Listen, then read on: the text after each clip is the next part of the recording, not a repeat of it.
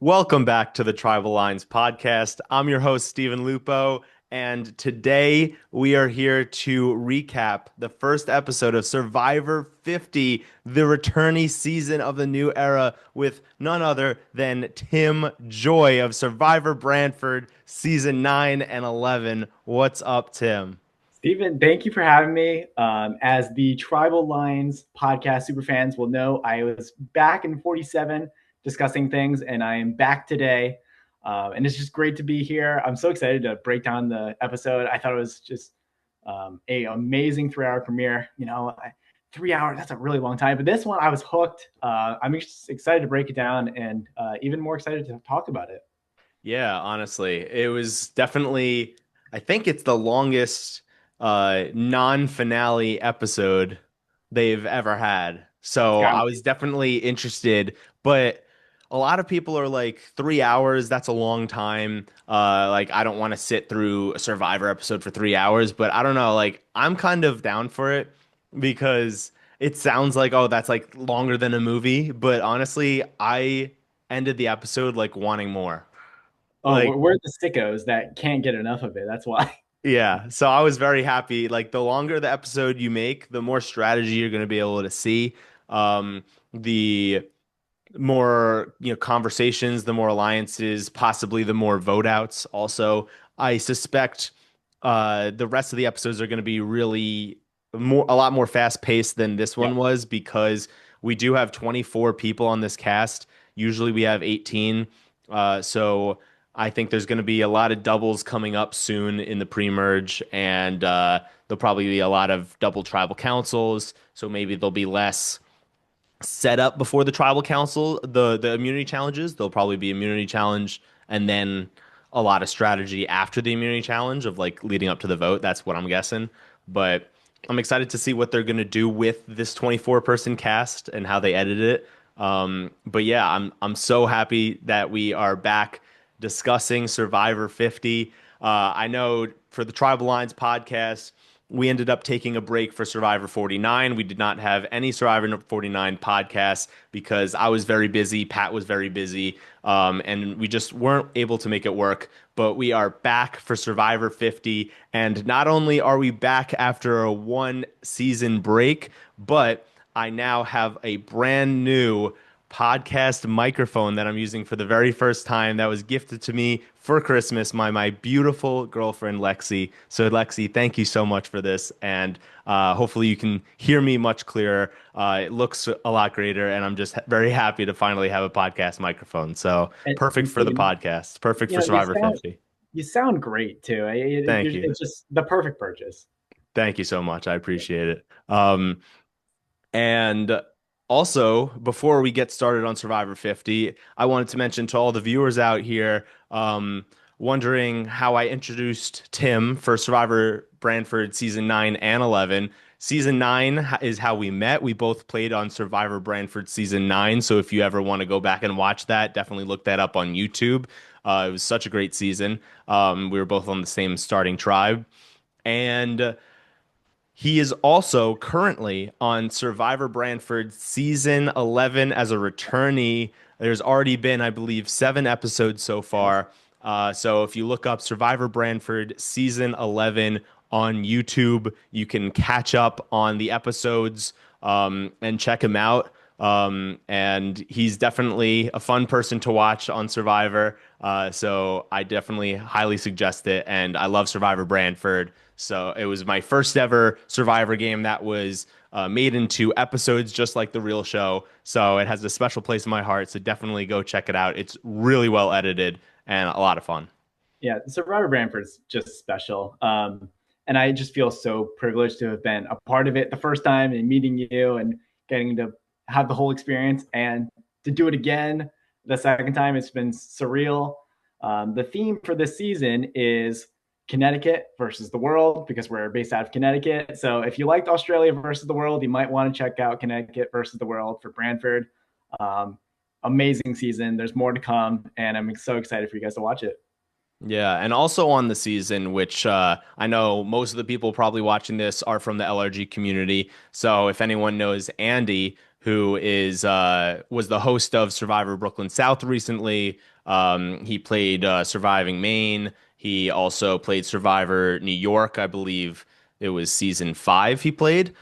So if you know him and you also want to check him out, definitely go watch. And if anyone knows Survivor Millennium Park, Dylan, the host of that, is also on the season. So if you know any of them and you want to check it out, Survivor Brantford, season 11 on YouTube. All right. So let's get to Survivor 50. So they open up, bringing in the boat. Everyone comes out together. They don't know their tribes yet. I was kind of expecting that they were going to go all the way back to season 1 and they were going to put them on a boat in the middle of the ocean and have them jump off and race to shore to start the challenge. I was really hoping that was the case and they had to like get supplies and stuff. Like I miss those days where Yeah. there's like bananas and there's like chicken in cages that you have to like throw Yes. overboard. Uh, and I also was hoping that maybe there'd be, I don't know, maybe an advantage or like more Mm, tribe supplies or something like out in the water where they had to swim because Ozzy has been always known as the fastest swimmer that Survivor has ever casted.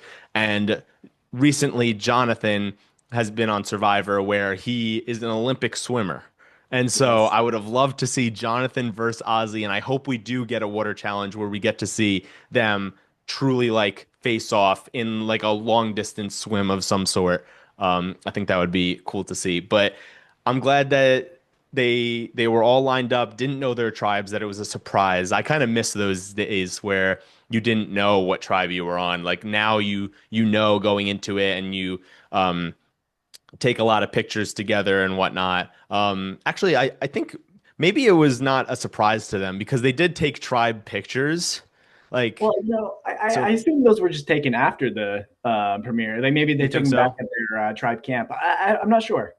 Yeah, honestly, maybe that was the case. And if that was the case, I'm glad that it was a surprise to them. Yeah. That always makes it interesting. I think it was because Rizzo was very like taken aback, like, oh my God, I'm on a tribe with legends. So He's on the Wackadoodles tribe, so he fits right in. So good for him. yeah, when I saw the tribe dynamics and like who was on what tribe, I had a feeling that Rizzo's tribe was going to be the chaotic tribe. And I Oh, also felt absolutely. like they were going to be the worst in challenges, so I thought they'd be going to tribal the most. So I was excited for that to be a lot of intensity because Yeah.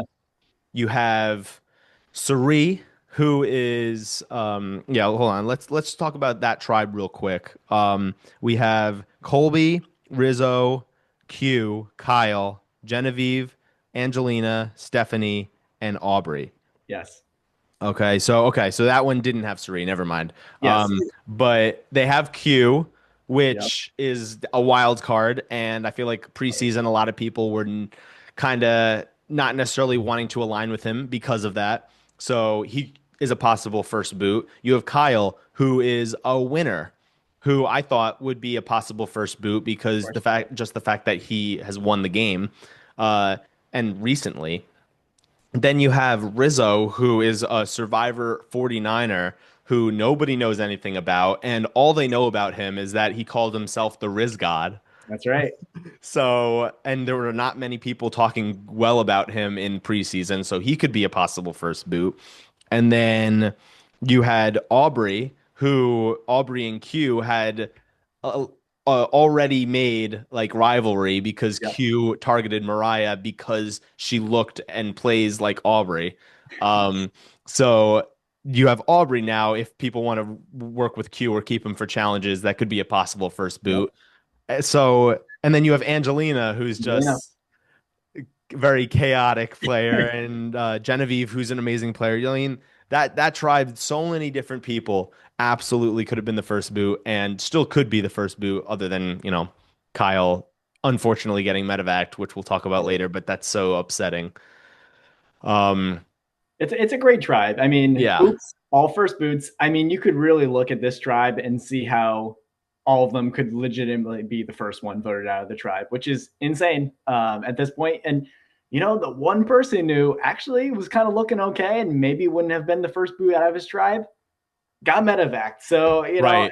this tribe is already a disaster, even if they're kind of cooking in challenges, despite my impression of them. I thought they were going to be horrible. So good for them. Right, yeah, because they have been doing pretty well in challenges. Other than the fact that it was hard for Kyle to get up, and something I actually found out because I forgot who it was, but somebody who was there doing interviews, it might have been Mike Bloom, but I'm not 100% sure, was there for like pretty much the first round of the game after he was doing the interviews with the players preseason and shared some things that did not make the edit.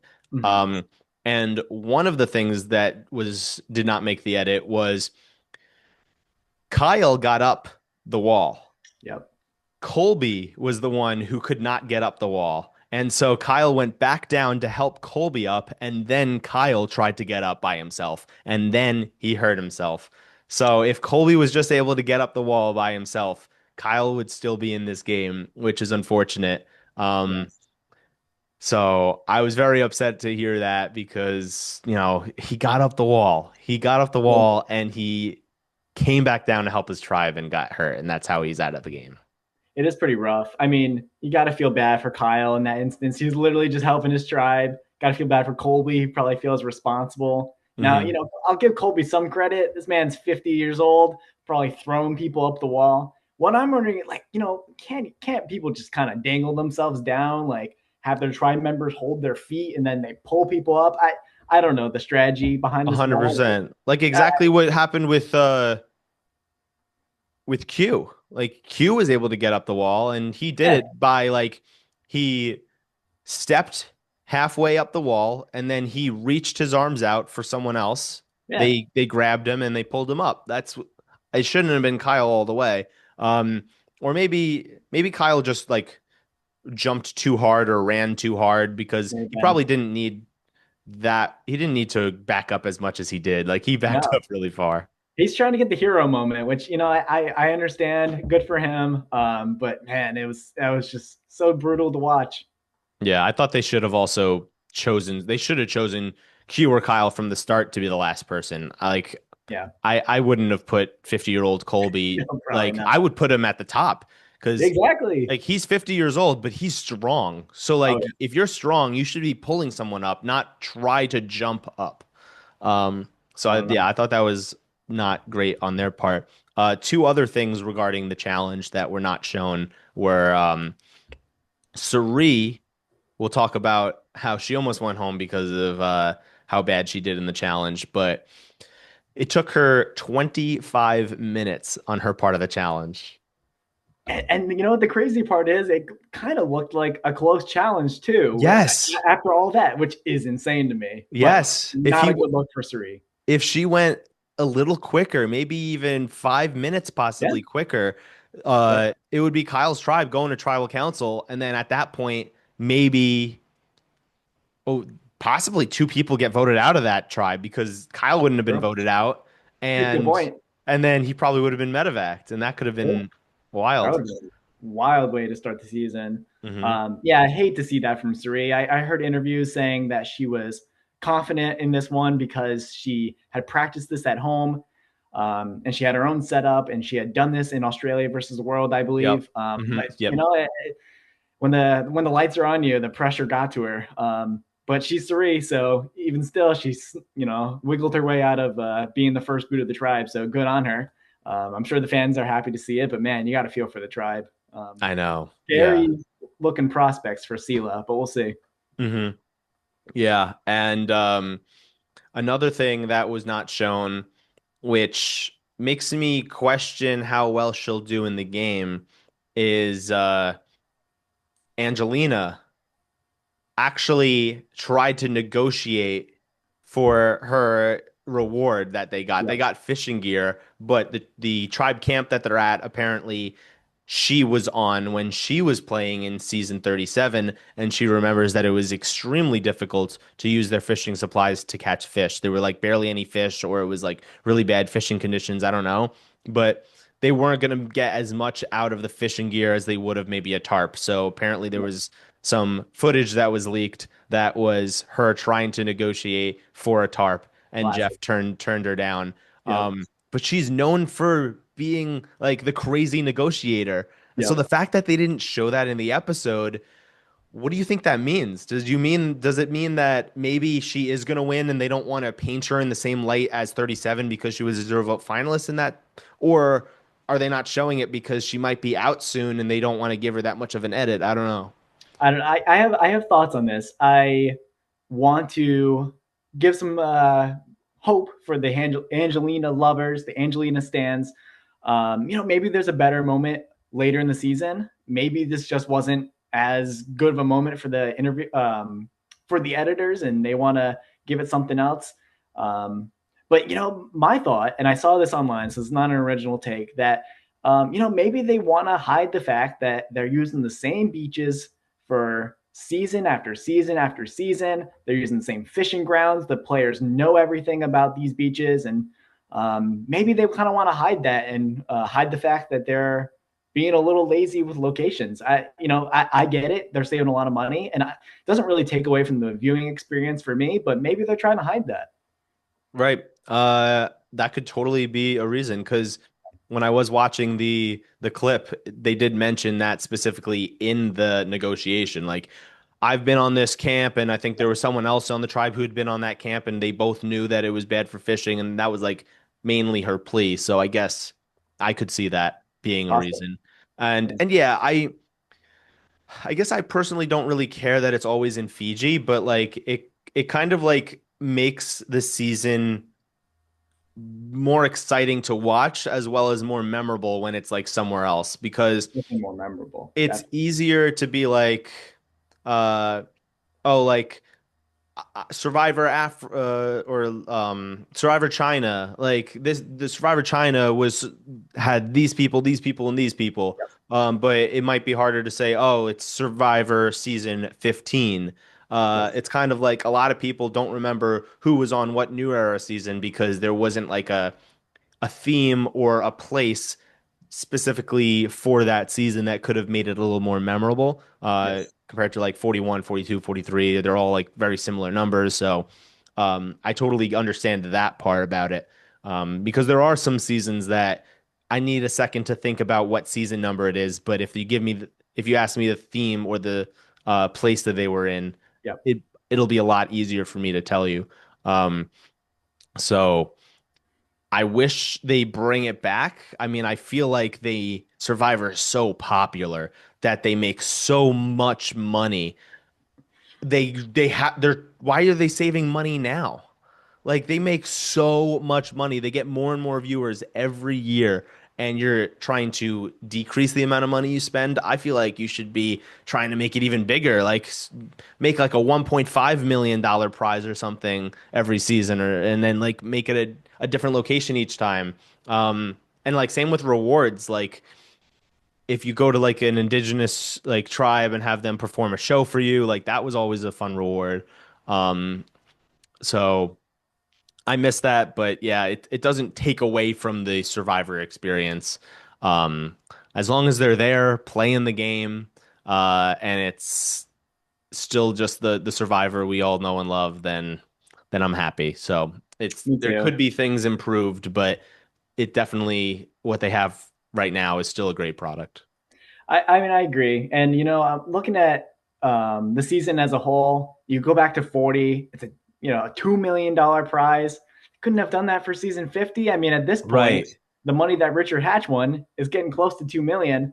And our Queen Angelina, I remember listening to her preseason press, and she was convinced that it was going to be a $2 million prize, maybe even 5 million.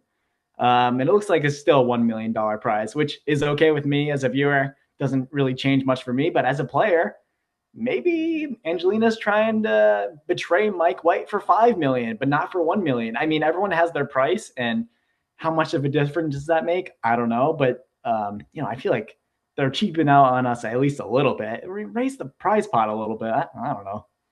Something I just thought of that I wonder if what they're going to do with this, but as we saw, and we'll talk more about this in a sec, the Billie Eilish Boomerang Idol, and we saw in the um, preseason trailer that there's also Jimmy Fallon is somehow going to be involved. Mr. Beast is going to be involved.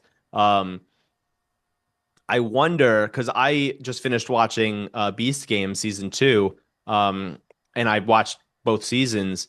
They do a coin called like a $10 million coin where the prize is $5 million, and then if you have the coin at a certain point in the game, you can flip it to see if the prize pot will go up to probably like $10 million. So like Yeah, for maybe they in his briefcase that he had at there's going to be an auction and there he's it is. going to show up to the auction. Yep. Um, will the briefcase have money or will it have a coin where if you bid on this coin and you have it, it's an advantage in the game because if you make it two more rounds, then you can flip it and possibly double the prize spot to $2 million. I wonder if that's going to be something that gets introduced later on because you're right. It's season 50. If you can do it for 40, you can do it for Exactly. 50. But they're cheaping out on us. Yeah. I know a lot of people aren't too happy about Mr. Beast being in 50, and that might be a super fan take. Maybe people are getting kind of excited, but that the whole Mr. Beast influence on the game, is he going to increase the prize pot? Is he just going to hand $10,000 to a contestant at the auction? Like, I think there are some interesting ramifications of him actually being influencing the game just a little bit.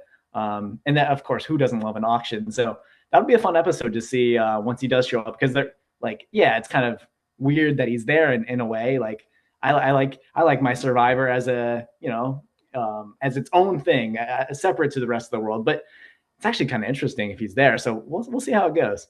Yeah. And I wasn't so sure how I liked it before watching season two.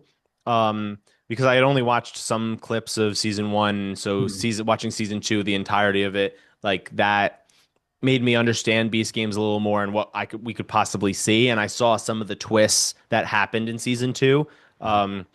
And what I could see happening is there could be 50 or $100,000 in the briefcase, and he could say, whoever is the first person to give up their vote at tribal council will get this money. That could be interesting. And then rather than a bid of their auction money, it could just be who wants to give up their vote for this extra money. Yeah. So I think that would be very interesting, and I would kind of like to see that more than the coin flip. It'd be Um, way better than a journey, at least. Like, yeah. if they're losing their vote on the journey, like, especially if it's not their own fault or their own doing. I like if you're actually giving up your vote in terms of in order to get an extra vote at tribal or something. Like, that's interesting. So we'll see. Mhm. Yeah.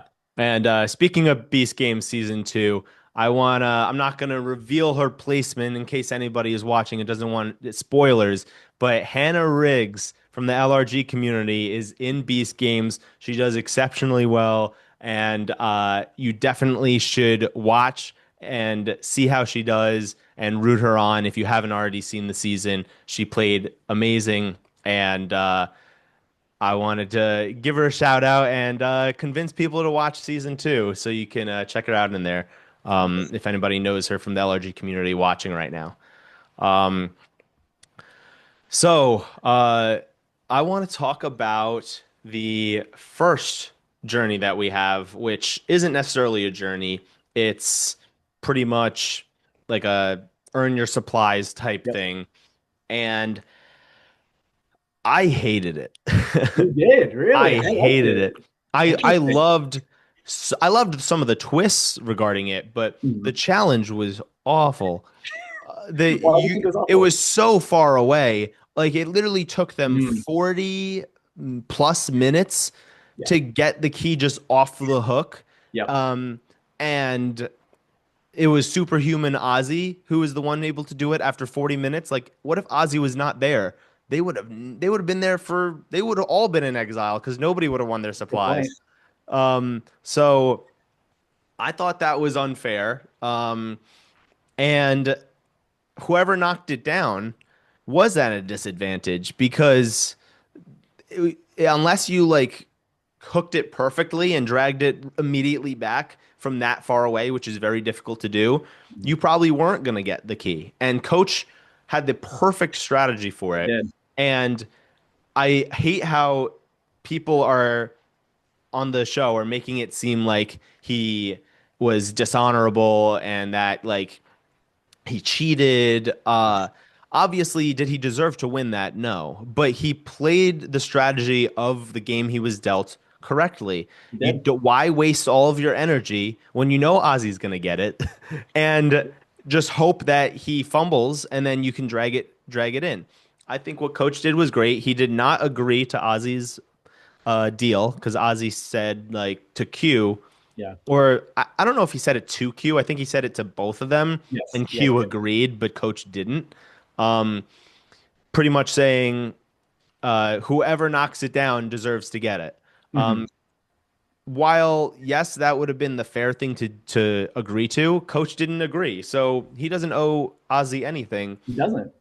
And I just think it's a flaw of the challenge and not a flaw of Coach's game of being honorable, yet he's dishonorable. Like, so Yeah. I hope it doesn't affect him in the game too much. Well, it sounds like it might based off the Yeah. next episode. It should be fun to watch. I liked the challenge. I do think it was very fundamentally flawed, where it just took way too much time.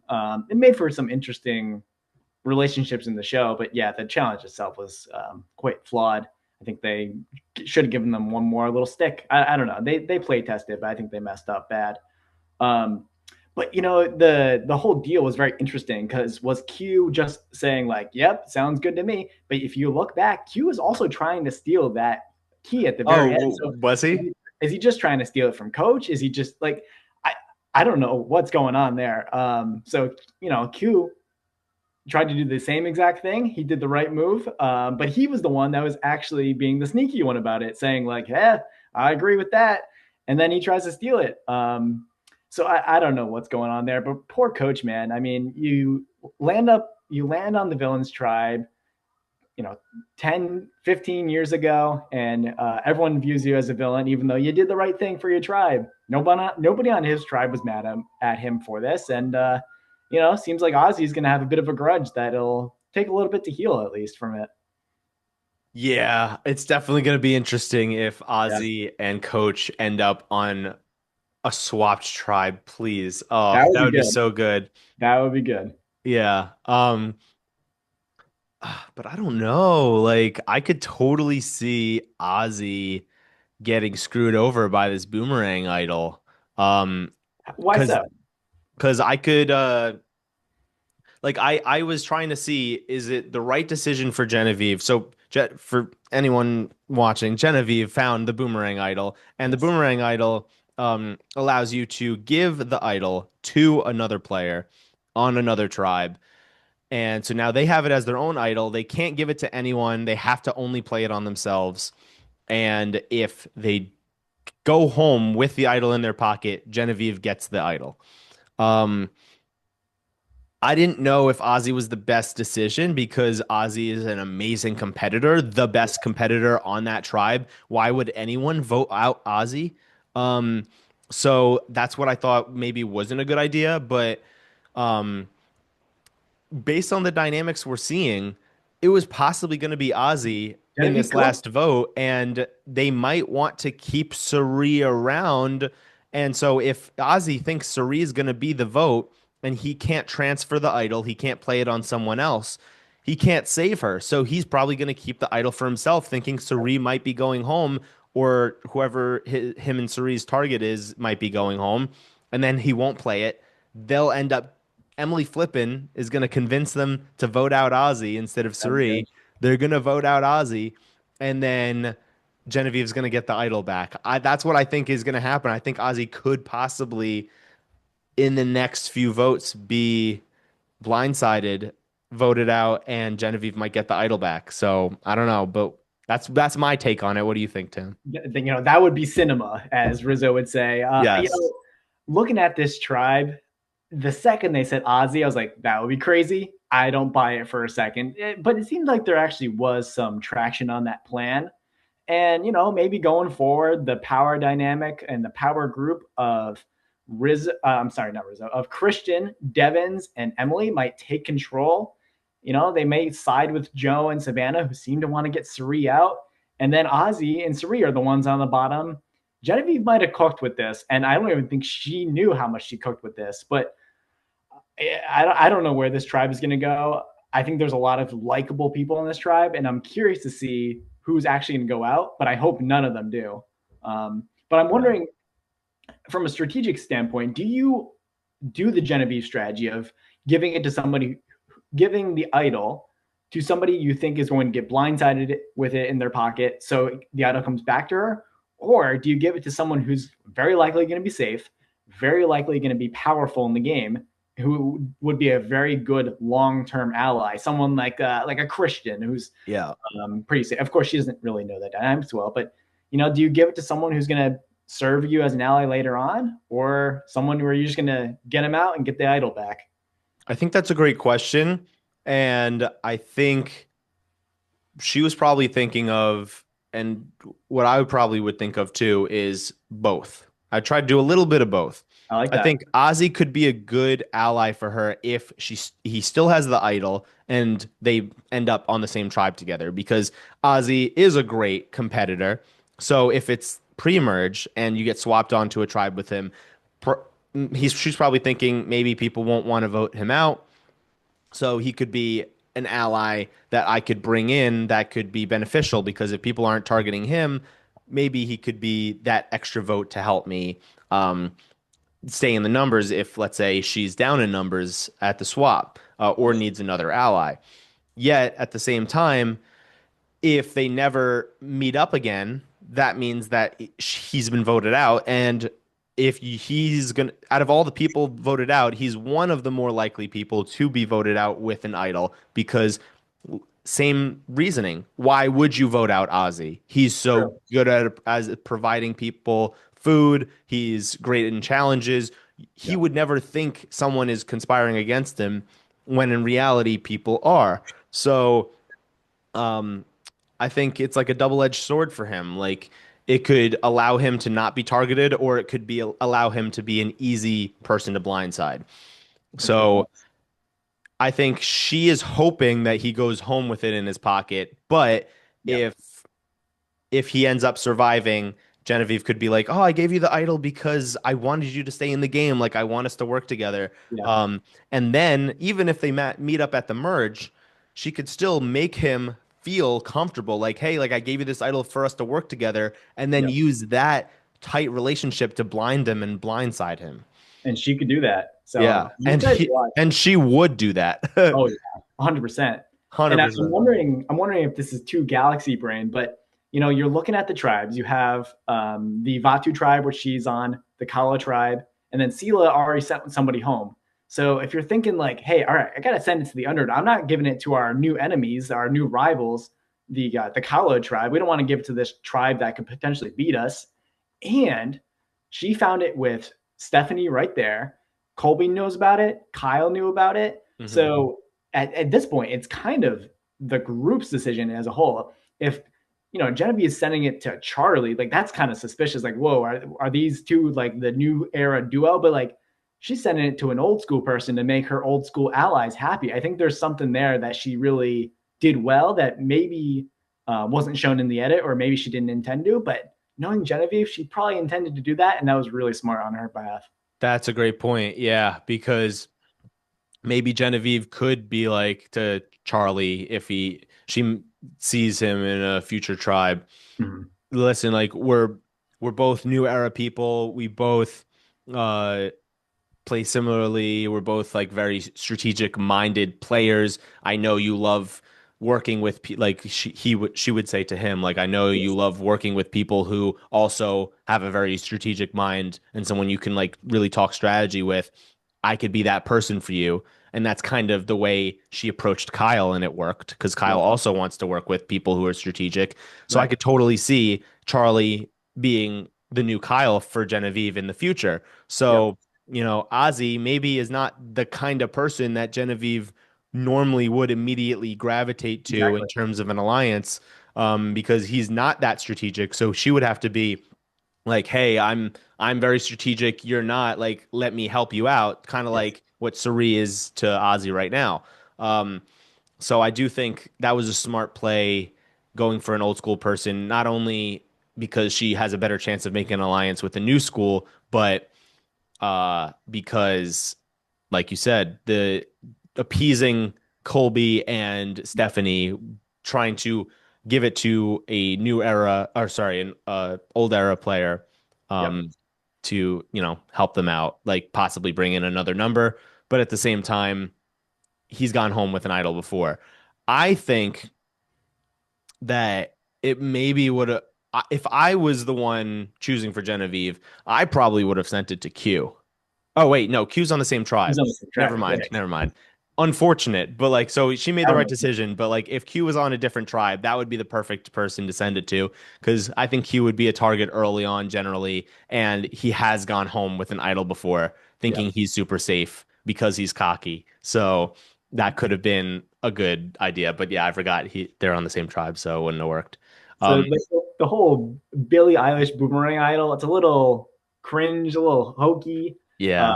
But actually, it's a pretty interesting advantage. Really makes some for interesting thoughts on the game. So I do like it. I wish it was more on the Super Idol slash the Tyler Perry Idol train, where people know it as the Super Idol, maybe Tyler Perry Idol, but I will admit, Billie Eilish Boomerang Idol, it does have a ring to it, even though I don't love the celebrity endorsement on it. But it's a really cool advantage, I will say. Yeah, I think the celebrity endorsement is kind of cringy. But the idol itself, because like right when you open it up, it's like, hey, it's me, Billie Eilish. It's like what? Like, like who? Oh, great. Billie Okay, Eilish is a fan of the show. Cool. Like, yeah, what's my advantage? yeah, exactly, yeah, Um, what do you think about? So I do like the advantage. I think it's very interesting. It makes you have to think very strategically about who you're going to give it to, how you're going to use it to benefit your game. yeah. But you did go through all the hard work of finding it, and all they did was get the idol, because it's a little different True. here because there's preseason alliances and like pre-gaming that happened. So maybe that could play into effect somewhat, but you're not on a beach with the other players, so you can't really make social connections. So in a way, it's a little bit kind of luck, and just like how you were perceived on previous seasons that you've played. That's Um, true. so Ozzy didn't really do anything for this idol other than go home with an idol in his pocket on a previous season. So how do you feel about Genevieve going through all of the effort to find the idol and then not having an idol? That is a great point, actually, because there's what benefit does she get? She gets a little bit more trust with her allies because she shared this with them, and she gets maybe a future ally later, maybe a future idol later, but there's really not much of a benefit for Genevieve here. Right. I'm almost wondering, like, is there some sort of middle ground where you get like the amulet from 45 or the two halves idol from 38, like where there's some sort of benefit if you both be in there and you get an idol. I think there's something there to it where it doesn't really feel as much like a advantage for Genevieve, although maybe she could have sent it to someone she was really close to, and then it's kind of an advantage for Genevieve. Like, imagine if Kyle got it and gave it to Camilla, like that'd be pretty powerful. But Right. Genevieve, unfortunately, doesn't have anyone. But it could be improved. But I think it's interesting at least. I do feel I also wonder, because it didn't happen like this, but what if Genevieve was on the chopping block, finds this Mm, idol, like, oh my God, I'm saved. yeah, Like, I was literally going home. true. Thank God I found this idol. She opens it up. Hey, it's Billie Eilish. You have to send this idol to someone else. And I'm like, Good since point. she can't play it on herself, that at that tribal council, Yeah, I would thank God not that didn't happen, because I feel like fans would really be upset about this advantage if something yeah, like that happened, compared to the way it happened where it was like found really early on and they didn't go to tribal, and she's in a good spot in the tribe. So, yeah. Imagine if it was Suri. Oh, that would not be oh my gosh. good. So at least that didn't happen, I suppose. But yeah, that's a great point. And it Mhm. makes me wonder: is there other Billie Eilish boomerang idols hidden on other beaches? Is the the Jimmy Fallon idol somewhere else? Hmm. Is it the same advantage? Is it different advantages? I guess we'll find out in future episodes. But Hmm. yeah, kind of weird that it only happened to Genevieve so far, and only Ozzy gets it. I don't know. We'll see. I do wonder because in the trailer of the season, it shows Rick Devens saying Billie Yes. Eilish Boomerang Idol. Yeah. So he knows about it somehow. So either Ozzy is going to tell his tribe, or they're going to find an idol and have to give it to someone else, and there's a second Billie Mm, Eilish Boomerang Idol, true. or something like that. Because notice how when Ozzy read the advantage, he wasn't told it was a Billie Eilish Boomerang That's idol. the He was thing. told it was an idol that can only be played on yourself. Because if he was told it was a Boomerang idol, then he would make sure to play it so that he has the idol. Or else, because if he Right. goes home with it, then he knows someone else is going to get the Exactly. idol Yep. instead.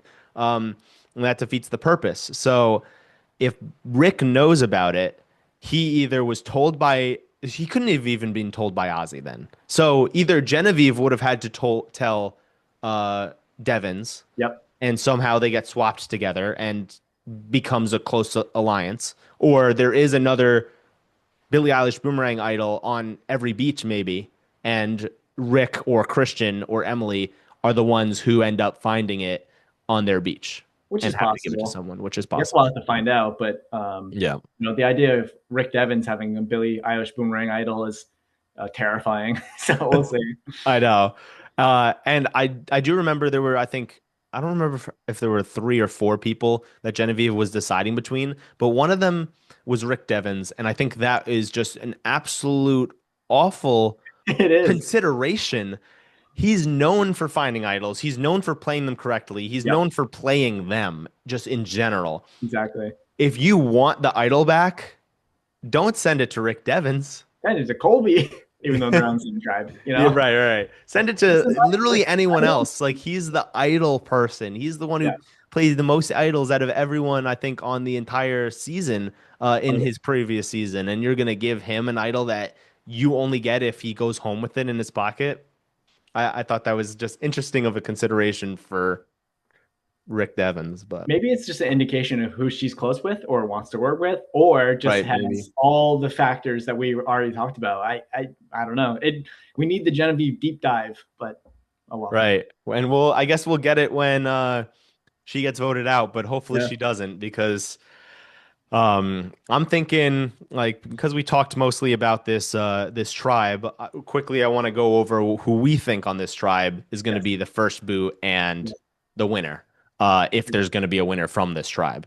Um, Looking at the eight people, I think that Genevieve would be the winner, my Yes. winner pick personally. Yes. Um, so from this tribe, I think Genevieve has the best chance to win. She would be my winner pick from this tribe. And then for going home, I think Aubrey is still somehow going to go home, and I think Rizzo will be the swing vote. Um, what I think is kind of crazy, which after I hear your decision on who you think the winner pick and first boot would be from this tribe, um, I think it's interesting because there was a five-person majority with Q, Colby, Stephanie, Genevieve, and Kyle, Yep. which now is a two-person majority because Q and Colby Yes. don't have their votes, and Kyle Right. was medevaced. So all they have is Genevieve and Stephanie, and they have three outsiders. So if the people on the outside realize they're on the outside, the majority alliance could be in big trouble and could end up being the minority alliance very soon, Which would be crazy. which would be wild. And I did hear in an interview from Kyle, the exit interview, which apparently this didn't give away spoilers. So maybe Aubrey is not the first person voted out, but according to what, yeah, because maybe his tribe knew they had an NDA and couldn't say who got voted out when because he had to immediately leave Ponderosa, so he didn't see all the other people pre-jury. Mm. Um, he said that if they had went to tribal, Aubrey would have been the first person voted out. I believe that. Yeah. Yeah. So if Colby and the new father son duo that they have going on with Colby and Rizzo, if he could get Rizzo on their side to vote with them, I could totally see Aubrey being the first boot, official first boot voting wise from that tribe. So that's what I'm saying. And Genevieve and Aubrey already have a little back and forth going where they're Yeah. kind of like starting off at rivals. Q also kind of has Aubrey as a rival because of what he said in his season. Yep. So the fact that it's two people in the majority alliance who don't fully trust Aubrey, I totally see Aubrey going home and I see Genevieve as the winner. What do you think? I think that's a very good take. I mean, Genevieve was the star of the episode, arguably, especially at least on her tribe. But she has the visibility boost of finding the Billie Eilish Boomerang Idol, being in the majority, and then losing her number one, Kyle. She's definitely the star of the episode.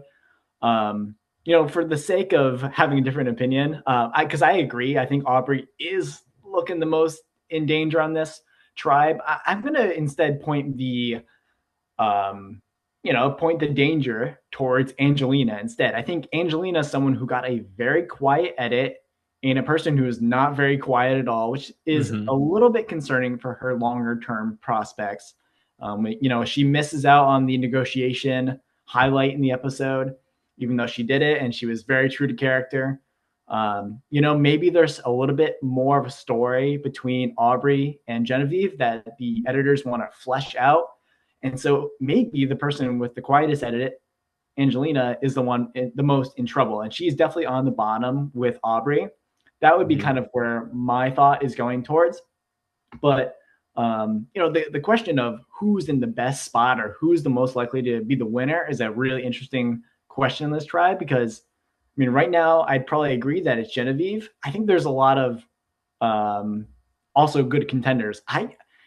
For some reason, I can't get my mind off Rizzo. Colby and Stephanie, I think Colby could go really far. Stephanie, I'm a little bit more lukewarm on, but Rizzo, man, he starts off with a great endorsement from Colby for being annoying as hell, but then he quickly, warms up to Colby, or Colby warms up to him rather, and I think Rizzo actually could be in a pretty good spot with being in a decent relationship with Colby, Mm-hmm. and therefore Stephanie. For some reason, I think the replacement for Kyle in the Genevieve Kyle relationship is Rizzo because we know Genevieve loves her chaotic men. Rizzo fits the T to that. I Mm-hmm. think, and she's definitely more of a person that may value Rizzo more than Q because Q's a little too crazy.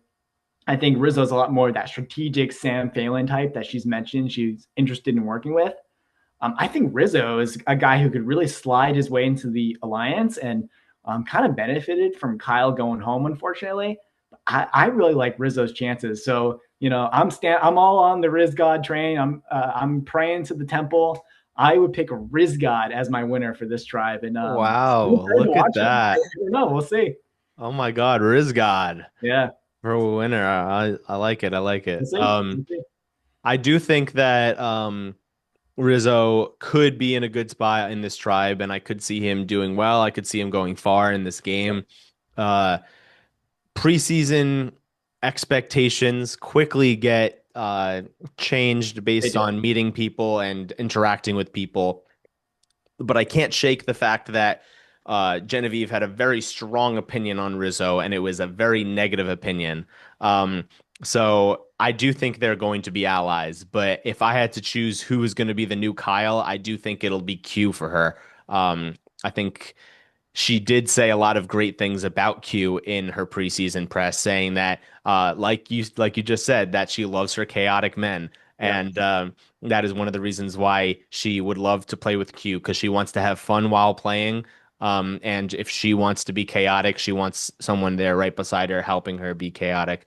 Um, so I think that Q will be in a better spot than he originally was even in as the Yeah. fifth member of the alliance. I think he now becomes the fourth member of the alliance, and Rizzo slides into the Q spot Yep. as the swing vote that they need, but not necessarily in the core.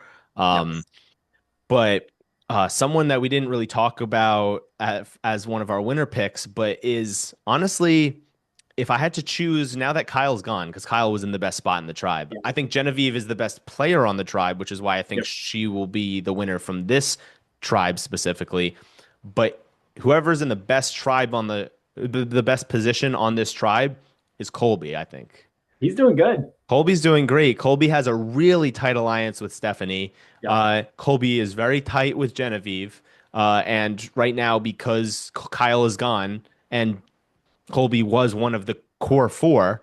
Um, if Genevieve doesn't go to Q and doesn't go to Rizzo, it would be Colby. So I think that also puts him in a good spot. He's starting to develop this father-son relationship with Rizzo, so that's also really good. And now that Kyle's gone, he's the strongest man on the tribe other than True. Q.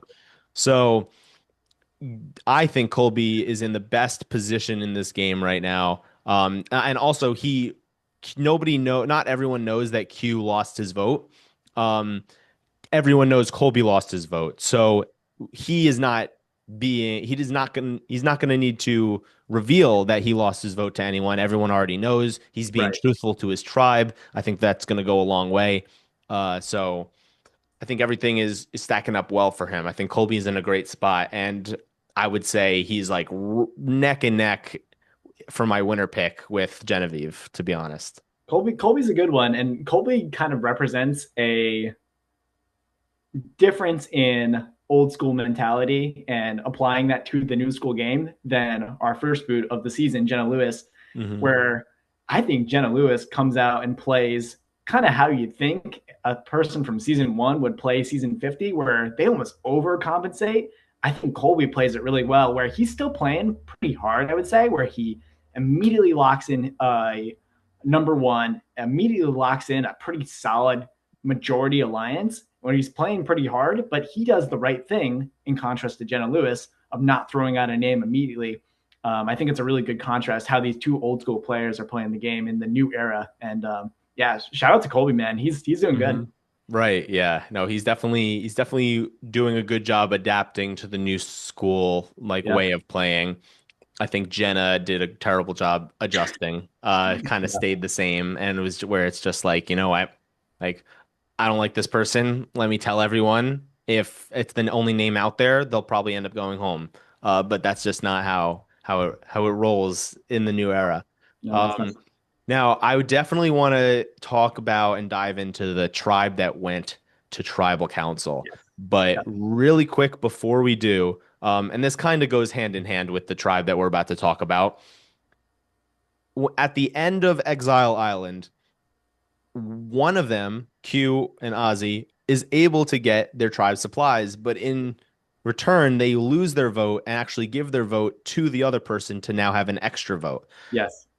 Q chose to take the supplies, lose his vote. Now Ozzy has not only the boomerang idol, but an extra vote. What do you think about the decision on both of their ends? For Ozzy to want the extra vote and not the supplies, and for Q to want the supplies and lose his vote at the first tribal council? I mean, this is the new Ozzy, and Ozzy is playing this game a lot harder and a lot more strategically than he used to be. And I kind of like the decision for both of them. Ozzy is a guy who is on a potentially losing tribe, maybe in a minority position. He's going to need all the help he can get. And now he's one of the most powerful people on the tribe, at least advantage wise. So having that extra vote is pretty sweet. This guy's a provider. He can kind of make do with what the island gives him. And so maybe going without the supplies is okay, especially when you have to negotiate with the other person. And I think Q played it really well as well because Ozzy was very adamant, like, hey, I want to get this extra vote. I need it. Q did the smart thing and saying, okay, man, like whatever you want to do.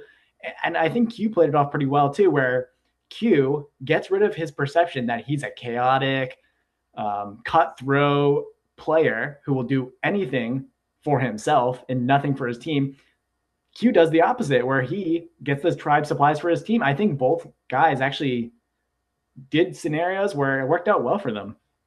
I agree. I think that's a great way to look at it. Like Q is, yeah, like a chaotic player who is only looking out for himself, and he comes back as a hero, which he going into this game was considered a villain. Yep. So that definitely helps his perception. I think that did help get him into alliances because Yeah. he was gone for the first day of making alliances, Yeah. and the majority alliance wanted to bring him in. And so I think that definitely went a long way for him. I think it would have worked out absolutely fine if Kyle did not get medevaced and Colby didn't lose his vote. Yep. And so it was definitely a good risk for him. Now he didn't know what was coming, and he should have known his perception of how people were perceiving him going into the season, and maybe been a little bit more cautious with his vote because he probably could have thought maybe I'm going to be the first boot because of the way I played in my season. But somehow it ended up working out for him. I definitely thought it was the right move for Ozzy to take the extra vote. But Q's decision was a little back and forth for me. But overall, I do think it was the right move, and it ended up, I think, working out really well for him. I'm just happy that both guys got the chance to decide what they wanted to do and they Yes, negotiated. I thought it was kind of interesting with how it played out. So shout out to production that, it was good.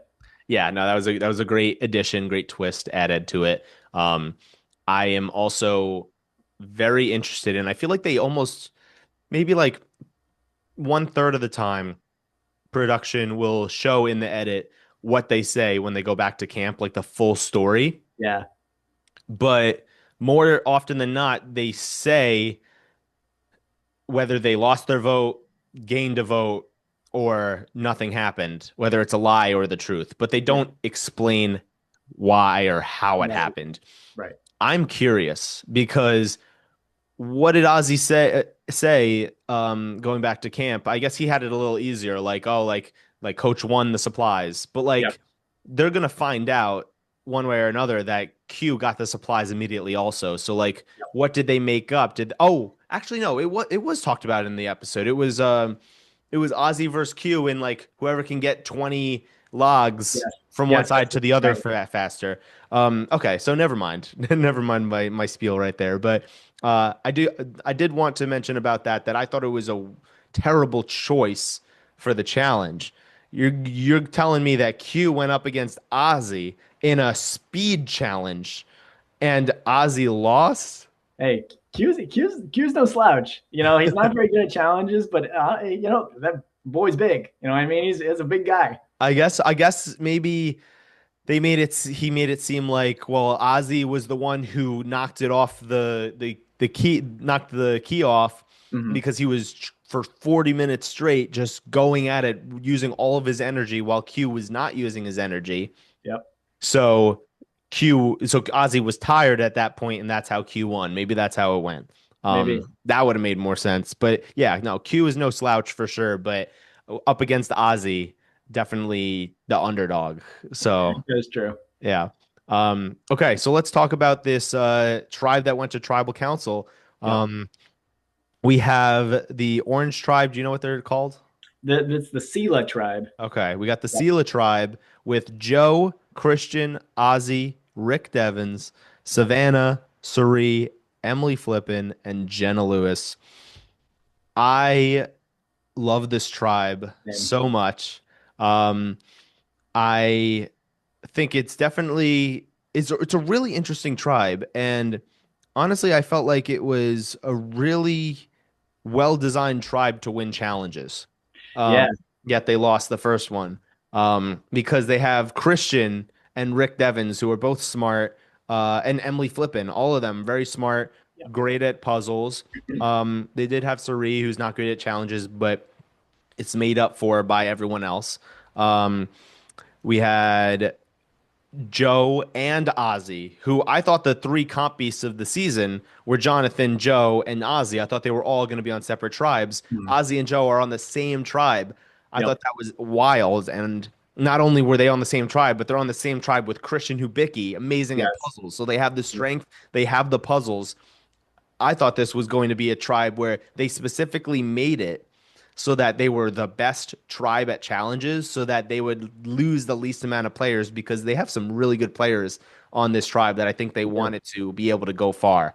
Um, and the first thing I want to mention about this tribe is my once I found out the cast, and especially when I found out the tribes, two of my maybe top five favorite Survivor players of all time are Christian Hubicki and Rick Devens. And the fact that they are the tightest Yeah. alliance, other than Ozzy and Suri, like Yeah. the tightest alliance on this tribe, and the way that their alliance was formed, and the confessionals with Christian talking about being Mr. Spock and Captain Yes. Kirk, and just watching Christian's confessionals about um, just like saying a ton of smart scientific words consistently in a row, Yeah. and Rick Devens doing the bum bum bum bum bum. This just in the Survivor newsroom.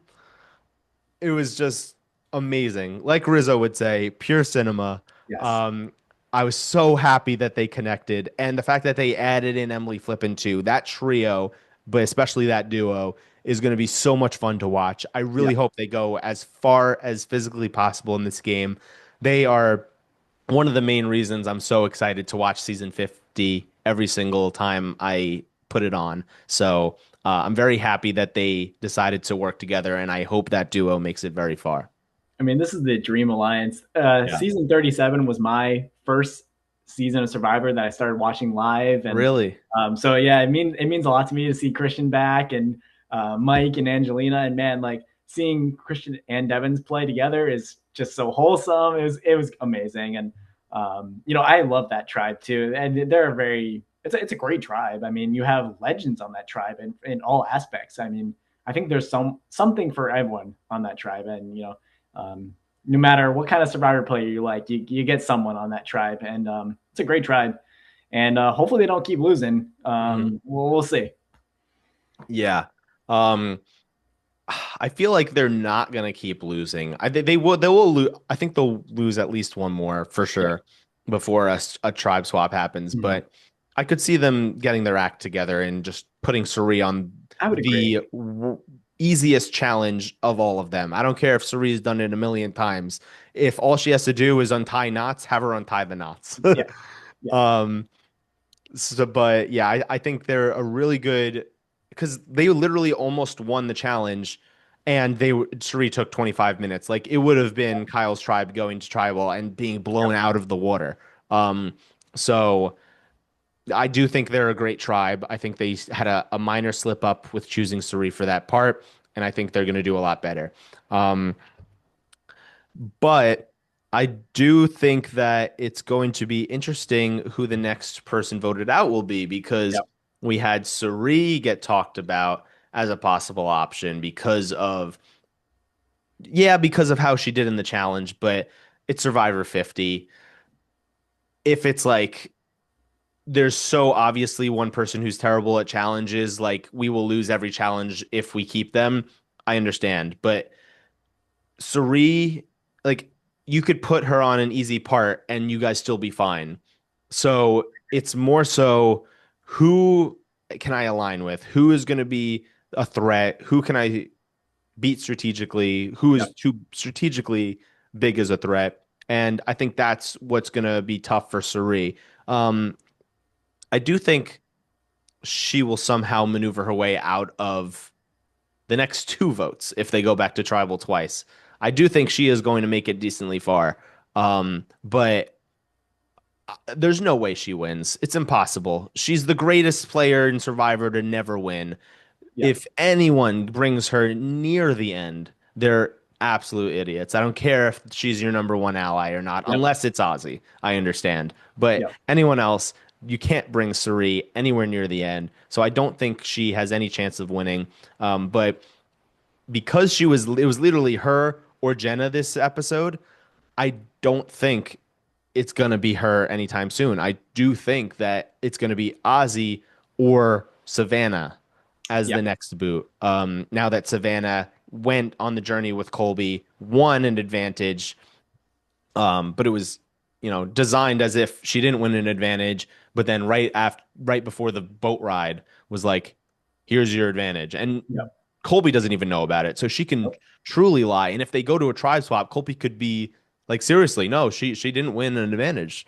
That's the Um, nice part about the journey. It's like this time, finally, it's not blowing up the player spot. It is still a yes. bit of a lose lose. Like you tell people about your advantage that you got, you're a target.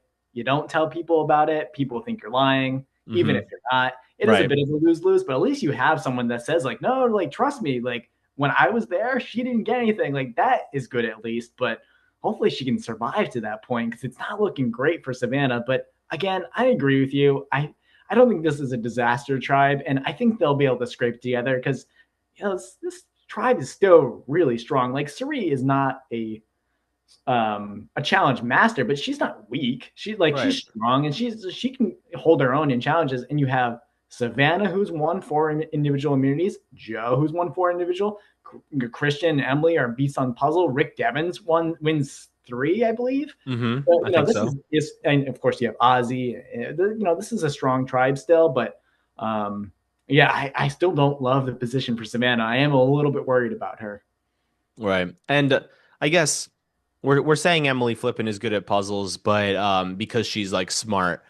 But I remember she was every puzzle she was on, she lost for her tribe back when they were the disaster tribe. So maybe she isn't great at puzzles, Let's see. but she's a smart player and she could be good at puzzles. Maybe she went home and practiced before season 50.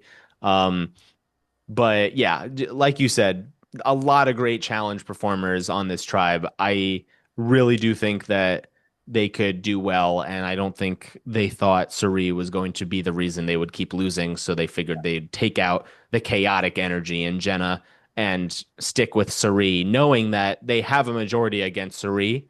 Suri can't do anything unless she has an idol. So they're thinking like let's keep her around so that there's not chaos in the camp. And then if we lose, we know who to vote out. Like that's probably what they're thinking. Yep, But if Jenna is out, Jenna could throw out one of our names next time. absolutely So right. I do think that was the right decision to get Jenna out. I think it was ridiculous. Like I preseason, Jenna was very against Suri and was like, if I ever am on a tribe with Suri, I'm targeting her first. And Yep. she stuck to it. She did it. She did Yep. the damn thing. But terrible gameplay. Especially knowing it's Suri. Suri is one of the best players Yes. ever, Yep. and you're going to immediately target her. Like people who are super fans have been dreaming of the opportunity to play with Suri. They're not going to vote, and they know the fans love Suri. Like they might get Suri out early, but like first, like you're really going to try to target Suri first. Like Yes. I didn't Well, think it was smart. and I think the approach was all wrong because I think you had Joe and Savannah that were pretty on board with it, and I think at the very least would have like maybe Joe would have gone along with the plan. I know Savannah was interested. You get like maybe an Emily Flippin, like you get someone that's interested in the plan. Like suddenly that plan has motion, but I think Jenna's way of going about it kind of spooked some of the people more in the middle and kind of threw off the tribe dynamic. Combined with Ozzy's adamant nature, I think they really wanted to stick with the safe move and go with an easy, clean vote. And I'm also a big proponent of that. Like, pre-swap, you want to have a nice, easy vote. You don't want enemies going into the vote. Ideally, no enemies going into the merge. But pre-swap, keep things simple. Keep the tribe nice and harmonious. Bounce back after this loss and try not to be a disaster tribe. But man, I think Jenna Lewis, I appreciate that she played hard, but she played too hard, and she went home because of it. Yeah. And I definitely think Savannah is also, even though her name wasn't brought up until the very end of the episode, I don't think she's in a good spot anymore. I do think people are going to understand, she's a winner. And oh, by the way, side note, Savannah did reveal that she won season 49.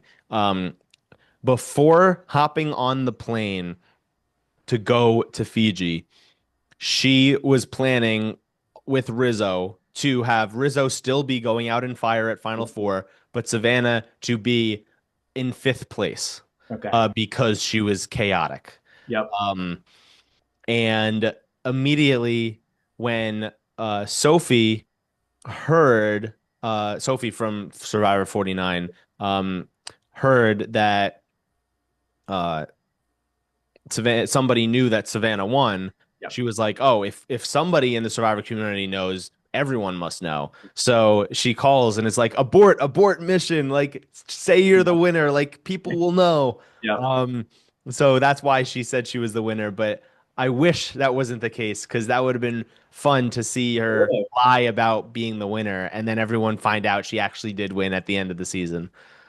It Um, is funny that yeah. her backup plan to, get rid of suspicion and concern about her is to say, no, no, I didn't win. I was just super chaotic. I'd be like, whoa, I'm still a little afraid of that. Right, right. But I like the idea, and I wish it came to fruition. But I agree that they did the safe play because you never know who's going to spoil the season, who's going to tell their best friend from 49 and who's actually on 50 now. Yeah, it's better to be safe than sorry. But man, that would have been fun to see. Yeah. And going back to really quickly the journey where Savannah got her advantage. I loved that they did it this way.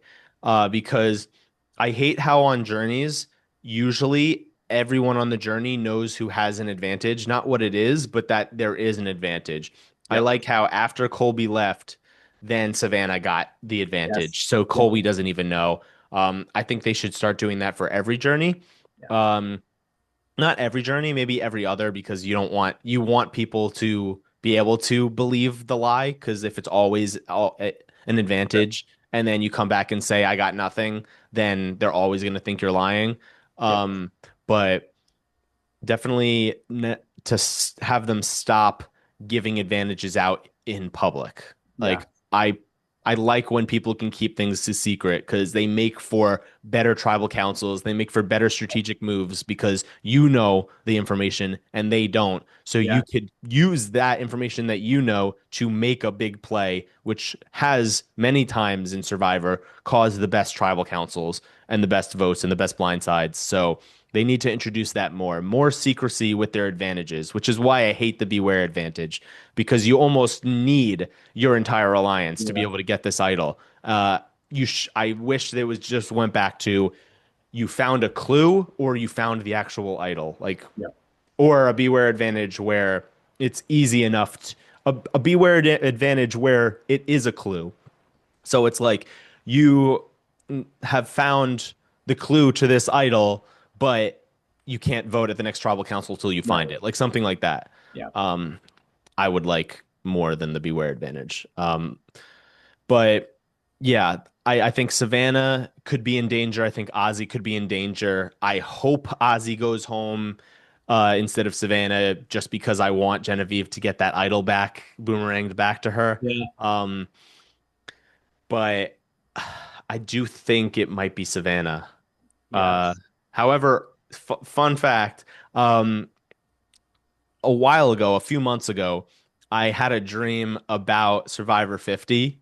Mm. And for some reason, part of the dream that I remember was that Savannah was crowned the first back-to-back two-time winner.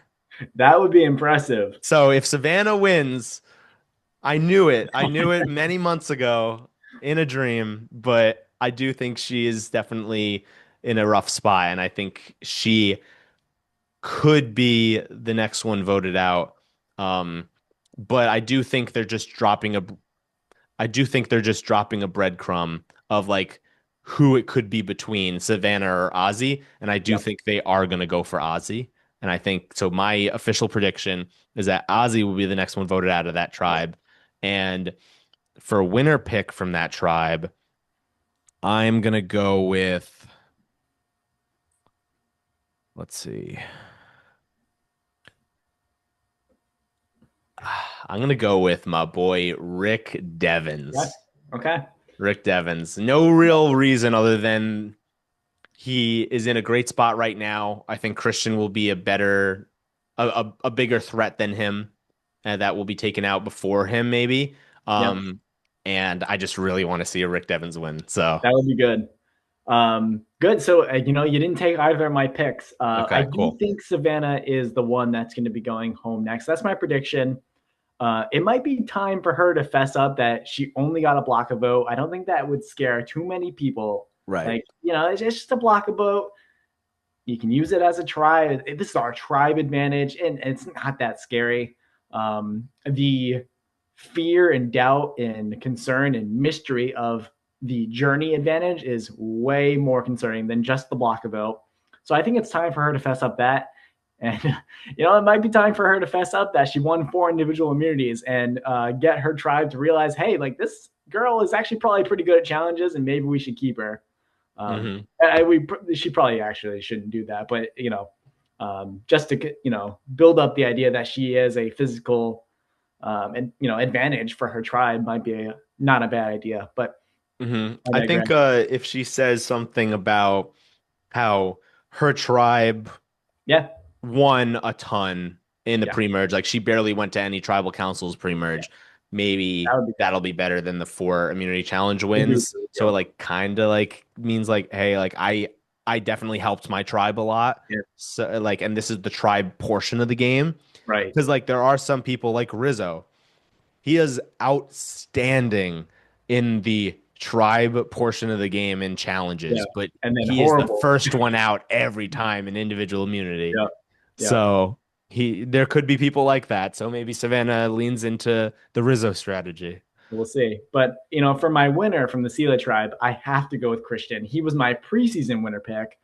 And I'm still pretty confident about his chances within the Sela tribe as the winner. And, it's really between him and Rick right now as the top dogs. And, I think Rick does get a little bit more credit in the edit for creating the alliance of, between him and Emily and, like Christian, obviously.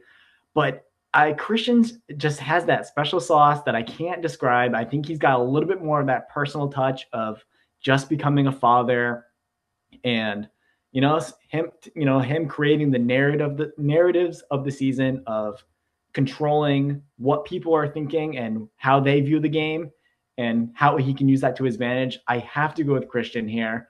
I'm biased, but I actually think he has a really good shot. So I am high on Christian. So we'll see. Okay. Yeah. I also am high on Christian. Yeah. It would be so amazing to see him win. Yeah. It's gonna be tough. I feel like he's kind of like Suri, where it's like you can't let that person get to the end. Sure. So we'll see. But there have been maybe like 25% of the time, 20% of the time, there's the obvious threat that needs to get out and somehow survives. Yeah. Like they're obvious at the start of the merge and they win the game. Like Savannah. The fact that Savannah made it to the end and won when everyone was saying she was a huge threat. Like, what if that happens to Christian? Christian needs to talk to Savannah, I think. Yeah. So that could totally happen. And we didn't really talk much about Joe, but there really wasn't much to talk about. He wasn't really shown much. He was just there as an extra number with Savannah, but I think Joe is wanting to possibly target Savannah soon, so it's not like they're like this duo. So Joe's just there trying to be loyal. Nobody wants to target him. Joe's in a great spot, not strategically, but in terms of not getting voted out, he's perfect. I agree. And that for pre-merge, that's totally fine. Yeah. He'll find allies to be loyal to, whether it's the tribe swap or over time on this tribe, maybe he gets brought in as like there's 3 brains and we need 1 brawn who's going to be loyal to us, and maybe he gets brought in as a 4th in that alliance, who knows. But yeah, he's in a good spot. There's not much to say about him. I agree. All right, so this last tribe barely got talked about in this episode, so we don't need to do too much talking about it, and we could kind of just share our quick thoughts on them. But we have, do you know the tribe name? It's light blue. This is the Kahlo tribe. The Kahlo tribe. We have Jonathan, Mike White, Charlie, Coach, D, Camilla, Tiffany, and Chrissy. So from this tribe, I think that Mike White is interesting because there's 2 ways you can go about looking at him in this game. One, if we keep him in, maybe he'll cast us for White Lotus. And at the same time, the complete opposite. Everyone wants to keep him in because they want to be on White Lotus. We need to get him out as soon as possible. Yep. So that going into the season, I didn't know which one it was going to be. Mhm. And after not only seeing his tribe preseason, but also seeing how he's interacting with them in episode one, it's the first one. It's everyone wants to be on White Lotus and they want to keep him around. They love Mike. Mhm. And I Well, think Mike's in maybe a he's great just that good. spot. Maybe he's just that good. I don't know. I don't know if the edit is hiding it or people just don't care that much. But honestly, I feel like he's just in a good spot and he's doing well. I don't know. I don't see the Yeah. White Lotus connection. I think he's just, I mean, people, of course, are going to want to be on the White Lotus, but they know this is $1 million game. Yeah. I think it definitely plays into a part of why people want him around, but I think that's 25% of the reason. I think 75% is he is just a great social player, Yeah. and it's very easy to like him. And I think a lot of people wanted to work with him going into the game, not necessarily because of White Lotus, but just because he's a very chill guy. Yep. Especially he's bringing off this vibe right now of like I am set, like I'm director of this amazing show. Yep. um I have so much money. I don't need the money. I just want the title of Soul Survivor. And if I don't get it, then I have fun playing Survivor. So Exactly. like he's gonna try hard, but he's gonna at the same time just try to have fun. And I think that could vote very well for him I because agree. people are not going to be thinking he's the strategic mastermind. They're going to be thinking, here's a loyal ally that I just want around at the camp It's to just a make me fun guy. laugh. Yeah. Yeah. And so that social game is going to go a long way. And I personally think he should have won his season Yeah. 37. I think he was robbed. So um, it's great to see him back playing again. Yes. My one of my top five favorite players of the new era, who I think was absolutely robbed, 100% deserved to win. I know that if you win the game, you deserve to win in the first place, but this is I think a special circumstance. Mhm. Charlie Davis, Yes. one of my favorite players, robbed, Yes. absolutely robbed. I'm so glad that he got to come back. He's getting no edit except for the fact that he put on Coach's toe ring. So I don't know what to think about that. So I don't know if he's in a good spot or not. I couldn't tell from Tribe Dynamics, but I really hope he does well. And I would love to see him win the season. What do Well, you think? I'll give you some hope as a Charlie Davis fan. You know, Charlie I actually think is in a pretty good spot. You have the three girls of the new era girls. You have Camilla, you have Tiffany, and you have Dee. They're a pretty tight three. I don't see them targeting Charlie. I know Dee and Charlie are apparently pretty close friends. I Uh-huh. don't see them wanting to target each other. I know there was season 46 drama because season 46 is just drama flat, but I think Tiffany and Charlie are totally fine, even though he voted her out and she did not vote for him to win. I still think they could be allies in this game. And then you have the other side, the other part of the tribe. You have like Coach and Jonathan and Chrissy. I think Charlie and Mike White are firmly in the middle.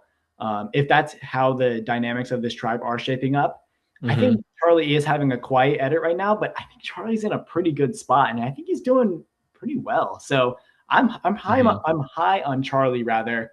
And you know, when in Fiji, you got to try on Coach's toe ring. So he's living the dream, I think. Yeah. I definitely think Charlie is in a good spot right now. I don't know who his alliances are strategically, but I do think that he is not one of the first ones getting voted out. Yeah, I don't think he's one of the first two voted out, honestly. I agree. Um, and Charlie and Coach are both very close friends with Ben from Yes. Charlie's season. Yep. So, and they've met multiple times in person. So Yep. I do think that Charlie and Coach will have a little something Yes. cooking up. So I think Charlie is pretty protected, I feel like. I don't know if he has any like number ones, which he needs in order to do well, because that's how he did well his season. So he needs to find someone who he can that can be his number one. Yep. But right now he's in a good position for pre. merge, like a first tribe type situation, just to be able to stay in the game. I think that it's between Chrissy and D right now. One of Mhm. them is going to be the Yep. next one voted out. Yep. Um, I think it makes the most sense to vote out D, Yep. but I do think Chrissy will be the first one voted out because of this Girls Alliance all wanting to target Chrissy to keep D in the game. Um, and I don't see Chrissy making that close of allies, or at least it hasn't been shown in the edit yet. Um, so I could totally see Chrissy being the first one out, and that's my prediction. What are you thinking? I think that's a good prediction. I think Chrissy was similar to Jenna Lewis, quick to throw out a name and influence the strategic path of her tribe. I don't think she built the social relationships to really make that happen. I think she went up to coach and up to Jonathan, and my memory is a little hazy on this. And I think she was like, "Hey, we really need to vote out D," and they were both like, "Okay," but I don't think they have that social bond that really makes them want to do it just yet. I don't think they have that with D either, but I think Chrissy is someone that's playing a little too hard, too fast. And when it comes down to it, you have a really tight alliance of D, Camilla, Tiffany. Maybe Charlie goes with them. Maybe Charlie's more in the middle with like Mike White, maybe Coach. Who knows where Jonathan is? I think at the Yeah, I end don't of the know. day, you have that really tight group that they're going to keep their ally safe. I think they go for Chrissy. I agree with you. Okay, awesome. Uh, yeah, I don't know where Jonathan is. I just know he He's there. is the equivalent size of the other seven members That's of right. the tribe, and that there's no shot that he gets voted out early. No. I don't think he's going to be in any alliance, but he will be constantly in conversations Yep. to be a vote Yep. because there's no way they're getting rid of him Good for unless him. he just bosses people around and gets on everyone's last nerve. And I don't think he's that kind of person, to be No. honest. So, And he's a good enough player where he won't do that. He's definitely not the strongest player on the tribe, but well, actually physically he is. But right. I think he is actually a bit of an underrated player. And so maybe this time when he comes in the merge, because we know he's making merge, I think he could make some sneaky kind of under the radar moves, but will it be enough? I'm not super optimistic, but I like Jonathan's chances of going deep again. hmm And a contrary opinion, but I know that last season a lot of people were mad at like calling Jeff Uncle Jeff, and I 100% agree that was so annoying. Mhm. But Jonathan has this special thing where only he calls everyone Mr. and then their first name, like Yeah. Mr. Mike or Mr. Jeff. I kind of love that for his personality. I Pretty don't know. funny. Like it's like him. It's kind of Yeah. like Q and like you can cancel Christmas. Like it's like I feel like it's his thing. And so I Yeah. kind of love it. It's very wholesome, honestly. So it's Yeah. good. Yeah. And last thing I wanted to say about this tribe before we give our winner picks from this tribe is um Camilla didn't really have much to say, but the one liner that she said that stuck with me, and I'm so happy about this, is that in her season, we are all about loyalty and trust and honor and integrity. And this season, I am not playing like that. Yep. I am going to be like mischievous. I'm going to lie. I'm going to manipulate. I'm going to deceive. And I'm just so happy for Camilla. I really hope she does all of those Yep. things and enjoys playing the game that she's always wanted to play because she did get kind of stuck on a season where the only way to do well is to pretend like you're a loyal player, even Exactly. if you want to be able to make like disloyal moves. Yep. So it's good because she will stay loyal to her people, but if you're not one of her immediate people, you are expendable, and it's going to make for great TV. I can't wait to see Camilla. And, I'm sure she's going to be upset seeing Kyle go out of the game like that.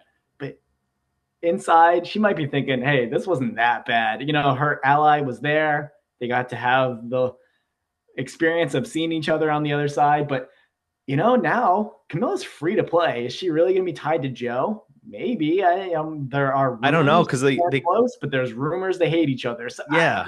she is totally free to play. So I am excited for Camilla. Wheels up for Camilla. So I'm excited to see how this tribe shakes out. Yeah, There's one more thing I wanted to note on this tribe mhm. that's been bugging me. The marooning challenge, man, they messed it up bad putting Camilla going first. And I feel like it could have been so easily avoided.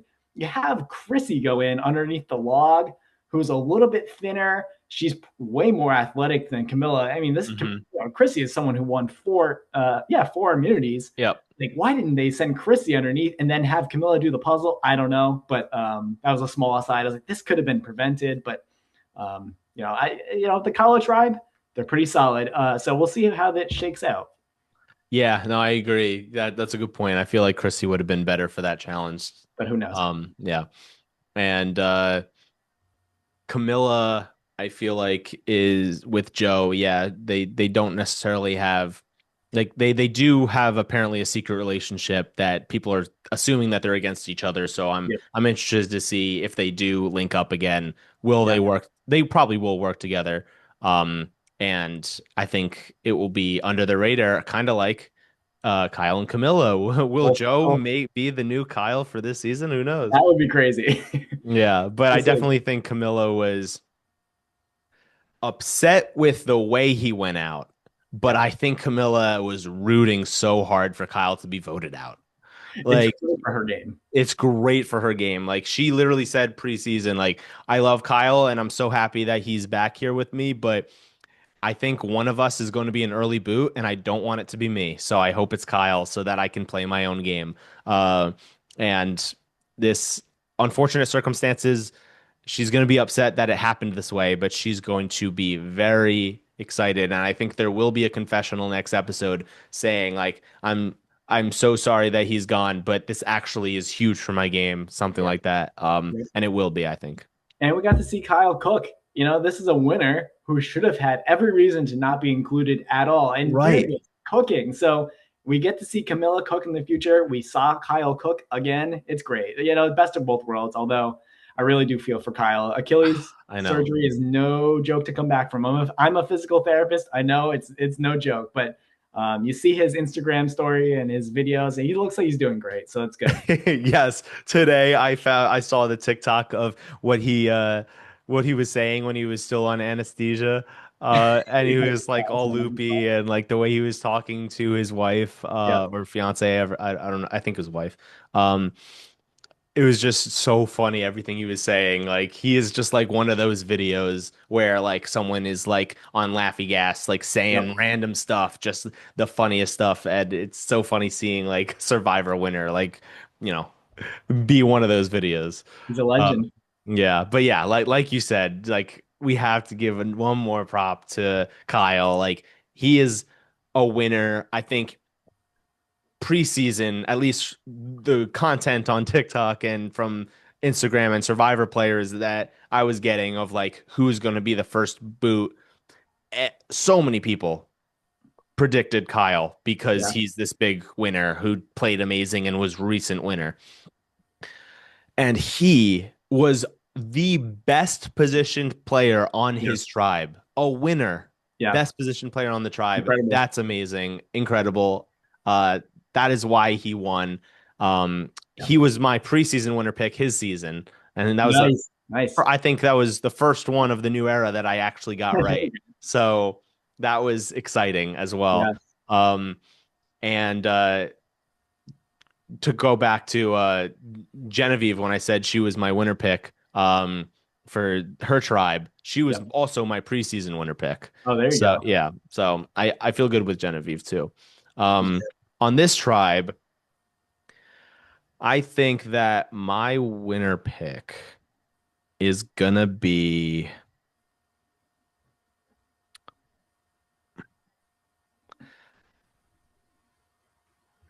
yeah. This is I really want to say Charlie, but I don't think he's gonna win. I really want him to win, but I don't think he's gonna win. So yeah, if I have to choose who I want to win the season out of everyone, it's either Charlie or Rick Devens. I want so bad to win. yeah. Um, but if I'm gonna choose who I truly think is going to win, um, I think that Coach. is going to win. That's a good choice. I think Camilla, like logically, would be the best person, but I also think that could be a reason why they're going to want to get her out. I think Coach can still be a very good social player, a good strategic player, and make it far because people think he's probably going to fumble at the end or he's probably going to have a bitter jury. But I do think that he learned his lesson. And I think as long as he doesn't have someone really rooting against him on the jury, I think he could win in a final tribal council scenario if he did play a good game because it's Survivor 50. Like there are going to be bitter juries, but these are all game players. I Oh, yeah. think they might be less bitter than past seasons. So maybe people will be okay with as long as coach doesn't say I played an honorable game. Yeah. I think if he makes it to the end and did decently well, I think he could slide to the end playing well, but people bringing him there because they think they can beat him, but they actually can't. So I'm going to go with coach. I think Coach is a great pick. He at one point did say like, "How dare he insult the honor integrity of my game?" But that's Coach. He's playing up the character. I don't think he Mm-hmm. truly believes that because in the confessionals he realizes his mistakes last time, and he says to the camera like, "Hey, I'm not making that deal. I'm not making that promise. This is Coach 4.0." And Mm-hmm. Coach has learned from his mistakes. I think he could do really well in this game. I think that's a great pick. I mean, this was Coaches tried at least this episode, and he's in a great spot. So I like the Coach pick. You're also going coach?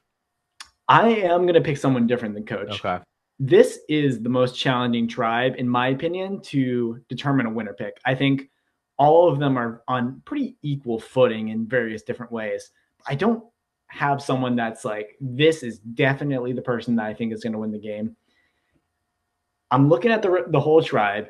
I'm not too confident in my predictions that like Chrissy would win or that Jonathan would win. Charlie, I have a little bit of concerns. Camilla, I am high on, but again, I'm not totally sure. D is in a little bit too much trouble. Mike White is in that Charlie category. The one person I'm kind of coming back to is Tiffany Nicole Irvin. I think she is in a pretty comfortable spot in her tribe right now. She got a bit of a quiet episode, but I like Tiffany's long term outlook on the game. I mean, there's a stereotype in all the returning player seasons that one of the most unknown people comes back and wins the season. That could be Tiffany again. Tiffany is a really strong social player, a threat in her own right, even if she doesn't have like the survivor legend status. I think she Mm-hmm. can be very threatening in any game that she plays and a good player in any game that she plays. I think she's plenty strong enough to do well in season 50 to go deep in the game. She has a very low target on her right now. And, she has some pretty solid allies at the moment that could lead to future success or at least indicate future success if her allies like Dee and Camilla go out earlier than they should. I'm going to pick Tiffany as my winner pick from this thread. Okay. I don't hate the pick. I think she definitely didn't get much of any edit, I feel like, Yeah. in this episode, but Well, let's see. just because you get no edit doesn't necessarily mean you're not going to win. It just means you did nothing important enough for it to be seen in the first episode. Sure. If her edit starts to get bigger, even not pre-merge, but like even towards the merge, like I could see her being a very well edited merge player. Yep. And that could possibly win her the game. So I'm definitely think that Tiffany has a good shot. Preseason, I picked three preseason, kind of just like we just did now, but we Yeah. chose one from each tribe. Yep. Before even knowing the tribes, I picked three people, and it happens to be one person from each tribe that I Oh, picked nice. preseason. Okay. Yeah. I picked three people who I thought had the best chance of winning, and I picked out of those three who I felt like was going to win the season. And my three preseason were Tiffany, uh, Charlie, and Genevieve. There you go. And out of those three, my preseason winner pick was Genevieve out of those three. Nice. And w after episode one, I have as my winner picks Rick Devens, Coach, and Genevieve. Yes. So in both preseason and episode one, I had Genevieve. So Yeah. Genevieve is going to be my official winner pick after episode one for Survivor 50. That is an excellent pick. You cooked even in the preseason. I like Genevieve's odds very well. I mean, 47 is just a very underrated season. Like, I don't think people hate on it, but people don't love it as much as they should. And Genevieve is a classic. I mean, this is a girl who kind of plays how everybody wants to play, where she is just so good socially, but also so good strategically. She almost was like too good. And then she plays so well from the bottom. I really like Genevieve's chances here because she knows how it is to play from the top. She knows how to play from the bottom. And she's got just like that aura about her that she could be a winner. That does really well on a returning player season. Genevieve's a great pick. Yeah, thank you. Yeah, Okay. Genevieve is definitely gonna, I think, do well. We'll see if she wins. But Tim, it's time for your pick. Yes. You are between Tiffany. Yes. You're between who else? Rizzo and yes. Christian. Yes, Tiffany, Rizzo, and Christian. I think I have to go back to my own preseason winner pick. Now, this was made after I did the tribes. Okay. But after episode one, I still feel the same. And I am so biased, but I am going with Dr. Christian Hubecki as my winner pick. Am I manifesting? Yes. Am I just hoping? Yes. I think there is some actual evidence to back it up. I think Christian was a pivotal member of this tribe in this one vote, where he is even seen a little bit in the swing position. He's seen as a very strong social player, linking up with Devins and Emily. And, I really like Christian's long-term chances. I agree he's going to have a battle at the end of being the too likable of a guy. But, Christian is maybe one of the smartest people we've ever seen on our television screens. So yeah, I think he may have cracked the code on riding the fine line of being likable enough to keep around and brought to the end, but not being too likable of getting cut early. So I am crossing my fingers that is Christian. That is my official winner pick for Survivor 50. I mean, how can I not pick him? right. Yep. Exactly. I had a feeling you were going to pick him. Yep. I would love to see a Christian win. So if that happened, I would just be over the moon. Like Christian deserves it. And Christian, I remember like before Survivor 50 even happened, before they even revealed that there was a returnee season, I watched a rap podcast where he was on and he was asked if he would go back and play, and he said that he's very busy with his work and that he doesn't know if he would even have time to be able to. So I thought he wasn't going to be on 50, and after finding out he was, I was so happy, and I'm very glad to see him back on our screen. So am I. We're all lucky because of it. Yeah. And all right, so that is the premiere of season 50. And before we log off of this podcast, I wanted to talk to you since it's season 50 and we had 24 people trying to incorporate as many of the seasons of Survivor as possible. There were some very obvious to me names that did not get selected, which I was very surprised about. Yes. What are 2 or 3 people that you thought should have been on Survivor 50 that was not? So there were rumors that, shout out to season 47, Andy Rueda and Marianne Oketch were the 2 people that were swapped out last minute for Rizzo and Savannah. So I think those are 2 obviously worthwhile additions for season 50. And I think they bring a lot to the table as players. So I am bummed a little bit that both of them weren't there, but I do love Savannah and Rizzo. So those are 2 that stand out that were probably pretty late addition cuts that would have been fun to see on 50. But, rolling back way through the archives, there's a bunch of people that come to mind. I mean, Jerry Manthe is an obvious snub that people have noted. Rob Sesternino, I mean, how could you not love Rob? Has a podcast, and seeing him not play on 50 when he was cooking people up on the traders. Like that was tough to watch, and see him not on 50 when he was so good on traders. And then Carolyn Weiger, Jesse Lopez are people standouts from the new era. I mean, these are all pretty basic and run of the mill picks, but I mean, this is season 50. How could you not have people like them on?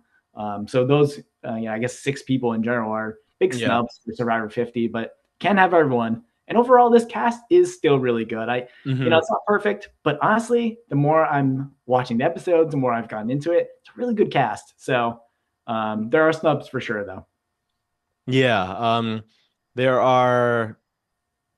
First of all, it's very interesting to find out that Andy and Marianne were supposed to be on the cast. Those are rumors I've heard. I think the rumors are true because I did hear about Andy, but I didn't know about Marianne because that makes sense because Savannah was a winner. They wanted 3 winners. I would have so much preferred that. I would have rather Andy and Marianne over Rizzo and Savannah.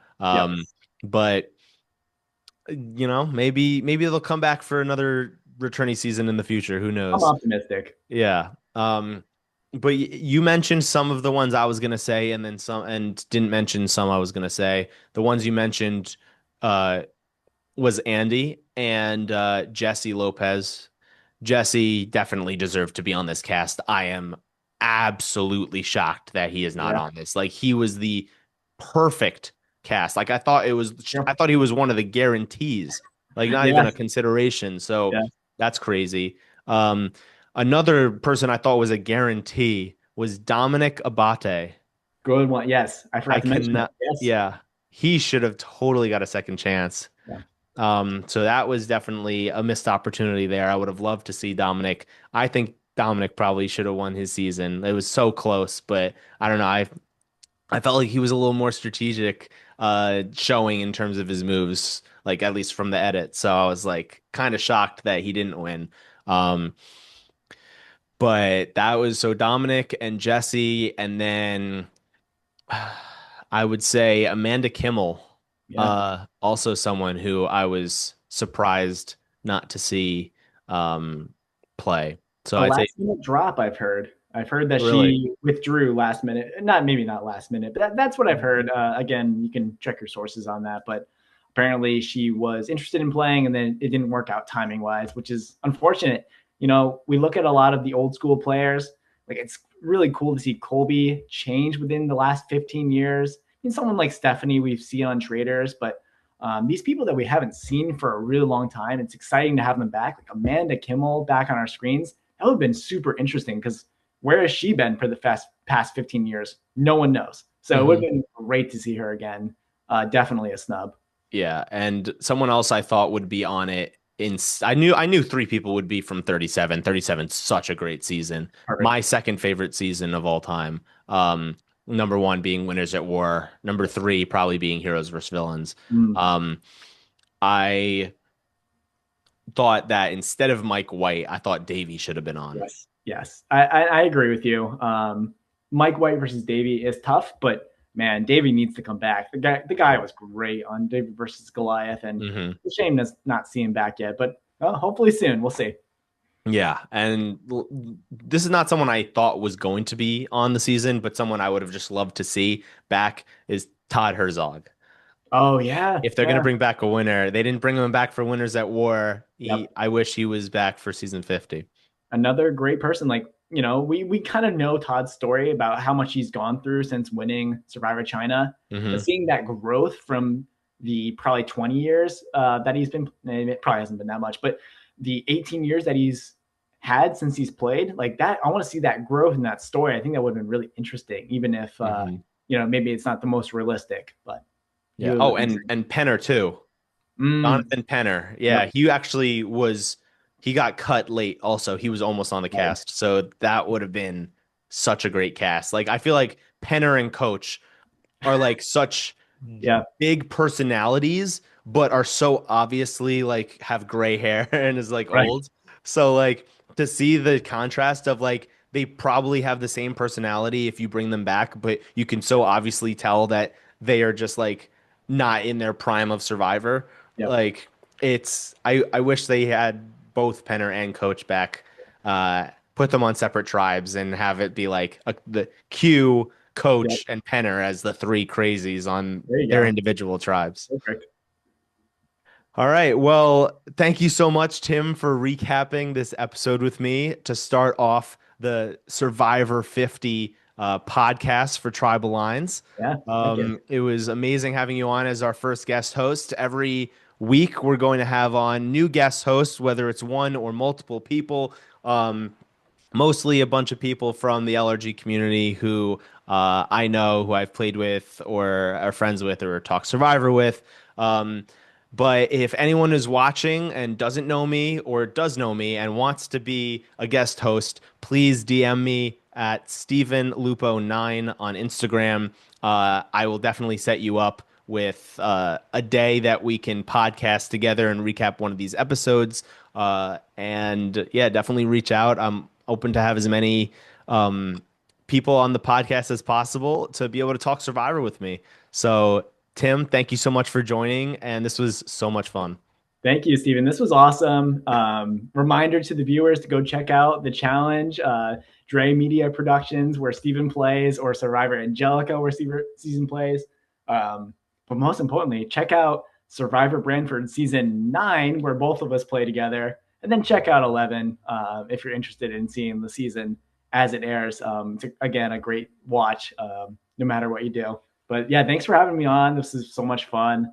I hope to come back later in the season or for future seasons. I always have a fun time chopping up with you about Survivor. This is great. Yeah, definitely. We definitely want to have you back. Hopefully again for Survivor 50. But we'll see how many people wanna recap with me. I know it's a fun time. I know, yeah. And yeah, speaking of what Tim was talking about for me, the Caucus Challenge, definitely check that out. Season 19 just finished airing all the episodes. So if you wanted to check out the Caucus Challenge season 19 on Dre Media's YouTube page, definitely check it out. I was on that season. And coming up in just under 2 weeks, I'm going to be filming season 20. I am cast on season 20 as well. So I'm there to cause some more chaos, and Love it. it's going to be a lot of fun. So definitely look out for when those episodes come out, probably towards the summertime. Well, good luck. That's awesome. I didn't know you were doing that. That's super cool. Yeah, thank you. All right. And also recently that just finished airing episodes was Stranded season 1, which I was also There you on. go. So if you guys wanted to go back and check out Stranded season 1, which is a Survivor LRG, definitely check that out on YouTube as well.